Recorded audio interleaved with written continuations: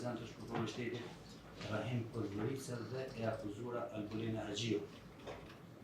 Nëse po vrej të tjerë nuk janë prezent. Ministrja e Drejtësisë Albulena Haxhiu, e cila po akuzohet për posedimin e një bombole të gazit Lociellës, erdhi e vetme në seancën e së premtes. Munguan të akuzuarit tjerë në këtë rast, që janë edhe ish-deputetët Pal Lekaj, Donika Kadaj Bujupi dhe Besa Baftiu. Për shkak se vepra penale me të cilën akuzohet ministri Haxhiu, mbrojtja është e detyrueshme, gjykatësi Ahmeti e kërkoi të sqaronte çështjen e avokatit të saj për seancën e radhës. Angazhon vetëm mbrojtje sipas autorizimit apo duhet me të caktuar një gjykatës së përdetyruar?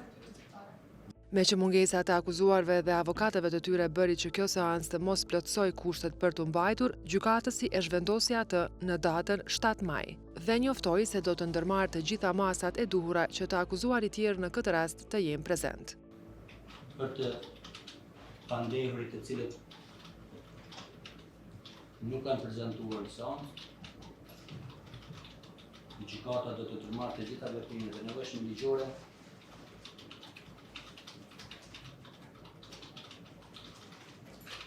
për sigurimin e prezencës së tyre në seancën e radhës.